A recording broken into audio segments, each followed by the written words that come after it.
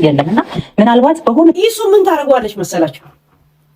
ሁሉ ቀን ማታ ወደ አልጋ ከመሄዱ በፊት እሱ እንዳማረው ስታምን እስቲ ከሄለን ጋር ምንም ሪሌሽን የለኝም በልና ማል ትለዋለች። ዘቡ ዘቡ ዘቡ ዘቡ ይኸው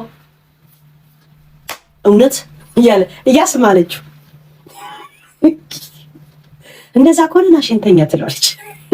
እነዚህ ልጆቹ የተወለዱት ከኔ ማላ በኋላ ነው። እያንዳንዱ ከኔ ማላ በኋላ ዘቢባ ውሸት ነው። አንቺ አታስሚው። ድንበር መዝጊያ ጅኒ መዝጊያ የሚሆን ባላለኝ አላልሽም? ይዝጋ የአልበሙንም ወጪ ከሙሙ መዝጊያ በስተቀር ምንም ነገር አይጠቅም። ሙሙ ይዘጋል። ቆንጆ አድርጎ ነው እንደ ብረት መዝጊያ ድርግም አድርጎ ይዘጋል። ጂፖትን በአንድ ጊዜ ፈልገው የሚያገኝ ሰው ቢኖር ይሱ ሲሪየስ ቶክ ይሄን አልገድም።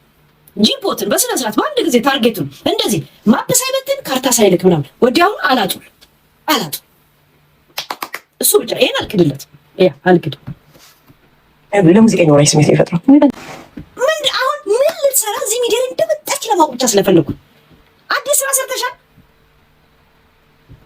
ፊትሽ ተቀየረ። ለምን አይቀየር? ባይቀየር ነበር እንደውም ሁሉሽም ሰላማዊ ሰልፍ መውጣት ያለብሽ። የረብሳ ሰልፍ ቴሌፎን ቀይሬ ነው በእናትህ ኤክስፒሪየንስ እየሰጠኝ ቶልጂ መከላከል እንዳሰብሽ ትናገሪ ነበር ሳትጠየቂ።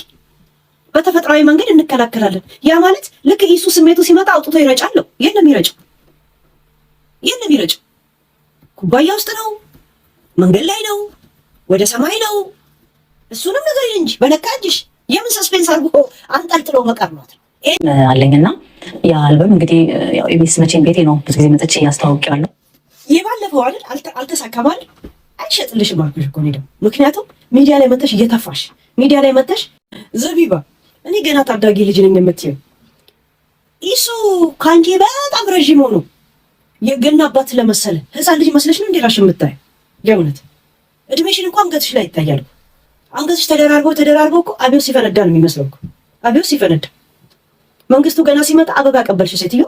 አሁን መተሽ ዶክተር አብይ ትጫወቻለሽ። ኖት ፌር እንዴ!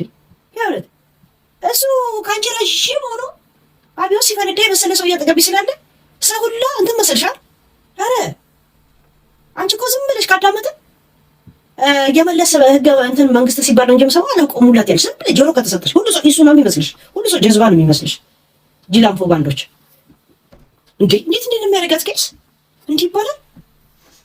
አጋሰቢ ወይ ከገንዘብ አይሆኑ ወይ የሆነ ከስራው እና በጣም ለቅስምሽ ምን ልትል የመጣችው ባለፈው ቲክቶክ ላይ ስታወራ ነበር። ሜል ኢንተርቪው አሳሉን አምጥታ ምድረ አርቲስት የፋሲካ ፕሮግራም አስመስለውት ሲቀጣጡ ዋለ እንደ ሲውሉ የነበሩት ከዛ ደግሞ ቀጣጥ ተባብለው ኢንተርቪው ሲደራረጉ አልነበር? ያንኑ ትደግምልናለች። እኔ ልጅ እንደዚህ ነው። ባለፈው ሪአክሽን አላረኩባትም ጋይስ። እኛ ስለ ልጅሽ ምን አገባሽ አላልናትም ማለት ዘፈኑ ይሄኛው ለልጄ ነው ትላለች፣ ይሄኛው ለባሌ ነው ትላለች። ምን አገባሽ ብዬ እኔ ሪአክሽን አላረኩባትም። ይሄንን ኢንተርቪው ኢቢኤስ ጋር ትሄዳለች። ከዛ እዚህም ሰምተናት እንደገና አልበሟ እንድንሰማ ትፈልግ